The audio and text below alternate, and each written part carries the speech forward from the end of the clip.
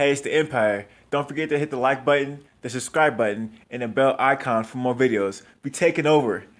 Let's go, champ. Hit that like button, hit that subscribe button right now. Let's go. Hey, it's the Empire. Geoboxing Empire. Boxing or boxing. Nah, man, this is a prediction for Daniel Jacobs Canelo fight, and I'm gonna tell you why Canelo can win this fight. Now, I did both predictions for this fight. Why both fighters can win this fight. This time it's Canelo's turn. Now, man, it's Canelo Alvarez. Why can he win this fight against Daniel Jacobs? Well, man, there's a good reason why. It's because he fought Triple G, Canelo Alvarez, and won.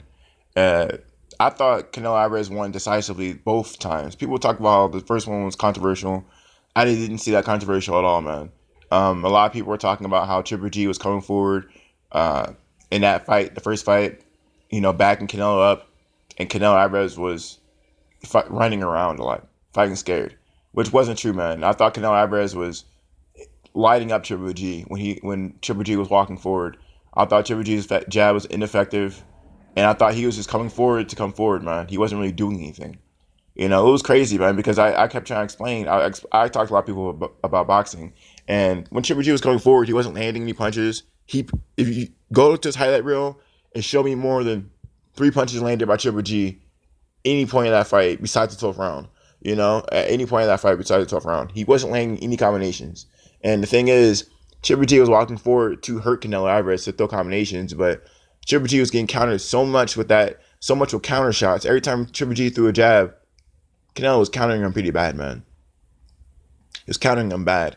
And while Triple G was walking him down and Canelo Alvarez was actually getting the ropes, no one could show me one time where Triple G had Canelo on the ropes and Triple G landed more than 2 shots at a time. No more than 2 shots. I remember him clear as day, only landing like one overhand right on Canelo Alvarez that whole fight when he had him on rope. But Canelo Alvarez was countering Triple G so much. When Canelo got in the ropes, Triple G was scared of getting countered with a power shot. He didn't do anything when he was backing up Canelo. So that being said, man, just because you're coming forward with a jab doesn't mean it's effective aggression. Because if you're coming forward and I'm throwing a jab, and then the guy I'm backing up is hitting me with counter hooks, left hook, right hook, body shot, and I'm only throwing a jab. Well, the guy coming forward throwing a jab is losing that fight. That's how I seen that first fight, man. And the second fight was worse because Canelo Alvarez decided to stand his ground and actually just completely change his style and just completely bully Triple G. I never seen anything like it. I mean, he basically just switched his whole style up and said, "Nah, I'm not moving anywhere." Everyone's saying I'm running. You get your fighting Mexican style, but I'm actually the Mexican, and you're disrespecting me and my culture. So I'm gonna stand here and I'm gonna bang with you. And then Triple G went back and he did the same thing in the fight, but instead of coming forward in the first fight, he went back in the second fight and was jabbing. So, he kept talking about Mexican style, Mexican style, Mexican style. And then when he got the Mexican style, he decided to box. He didn't stand still. That wasn't a war. That wasn't Triple G staying still and say, okay, we're both not going to move and we're just going to bang. Because Triple G is too slow and he don't counter as well as Canelo Alvarez.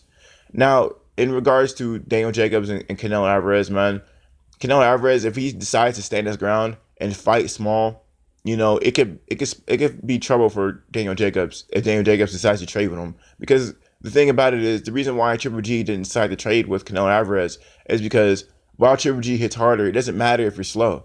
If you're slower than him and you can't shorten your punches up and throw combinations, you're gonna be losing the exchanges. Even if you hit Canelo Alvarez once, he might hit you like 2 or 3 times. And the thing is, Canelo Alvarez is gonna counter you. It's not just gonna be a punch. It's gonna be a counter punch. That basically means if you throw a right hook, while you're throwing that right hook, Canelo's gonna hit you with that left, and then maybe like a straight right before you even land that right hook. Which hurts more because it's a counter shot. It's a counter to what you're doing.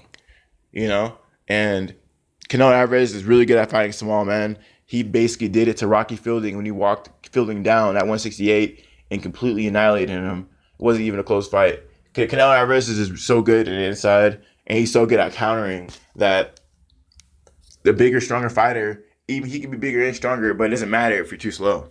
And that was basically the whole fight for the Triple G series, the whole trilogy. It was basically a bigger, stronger fighter fighting a smaller, quicker fighter, and the bigger fighter understood that. That's why he was trying to stay on the outside and not fighting inside, because if he fought inside, he would just get outworked and out countered. So that too. And Canelo Alvarez, man, it's really hard to beat Canelo Alvarez in the scorecards. You can't really beat him in the scorecards. Canelo Alvarez has actually managed to get a draw against Floyd Mayweather when he fought him. And Floyd Mayweather fight, I mean, I gave Canelo like 2 rounds max. I didn't give him any more than that. And I felt bad for the guy, so I was just giving him rounds to give him rounds, you know. But if he can get a draw against Floyd Mayweather, you really can't beat Canelo Alvarez on the scorecards, man. So, at the end of the day, I think that Canelo Alvarez is too fast. He's probably gonna land more than Daniel Jacobs. And if it goes to decision, which it most likely will, Canelo Alvarez, the politics won't let him lose. Politics won't let him lose. Dan's paid a lot of money for Canelo Alvarez. I think the biggest boxing deal in boxing history. So he was just paid so much money for the deal. They're not gonna let him lose. You know what I mean? They're not gonna let him lose. He's gonna have to get stopped to lose his fight.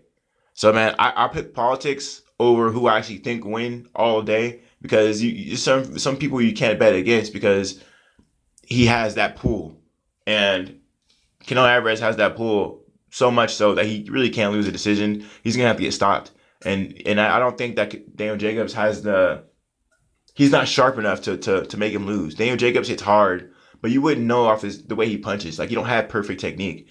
He's sort of sloppy with his punches. You know what I mean? And when you find a guy who's sharper, the chances are the sharper guy is probably gonna land quicker than the guy who just hits hard with no proper technique. So, that being said, man, I think Canelo Alvarez is probably gonna win a decision, man. I got him by decision in this fight. I think he's gonna outspeed Daniel Jacobs, and I think he's gonna work in spurts to outthrow Daniel Jacobs when he does throw. And those combinations he's throwing for a short periods of time are going to be too flashy, too eye catching, and he's going to be winning these rounds, especially in the last 10 seconds of the round. I think he's going to go all out in those crucial moments of the round, maybe the last minute or the last 10 seconds, to really win this fight. Now, I got Canelo Alvarez winning this fight, man, by decision. Let me know how you guys feel about it, though, man. Like, comment, subscribe. This is the Empire. Geoboxing Empire. Peace. Geoboxing Empire.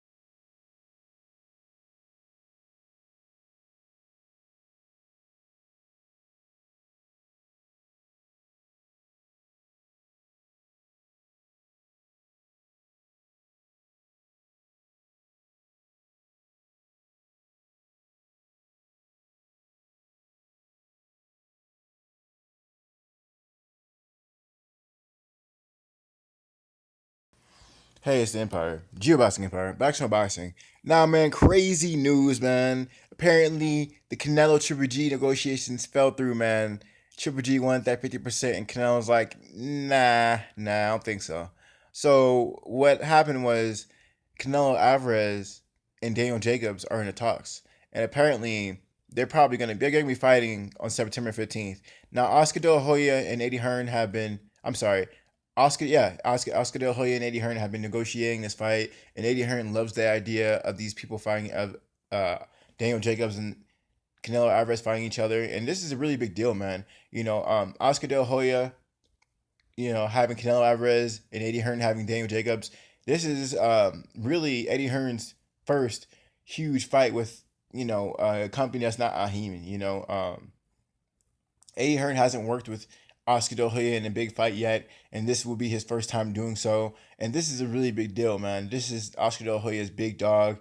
This is it for him, man. And Eddie Hearn getting Daniel Jacobs, he got really, really, really lucky when he signed Daniel Jacobs, because he signed particularly easily debatable top three heavyweight, middleweight in the division. Daniel Jacobs, obviously phenomenal fighter. When he beat Peter Quillen, it was shocking. It was shocking. No one knew it was coming. And when he fought Triple G, everyone counted him out, and he fought to a draw. So you can have him top three easy. You can have him in any order. Yeah, I'm not gonna argue with you. I agree. So Daniel Jacobs and Canelo Alvarez look like they're gonna be fighting, and how it's looking is Eddie Hearn, he's a promoter. He's gonna want to get a good percentage of Daniel Jacobs' purse, so he's gonna get Daniel Jacobs the best deal he can get him.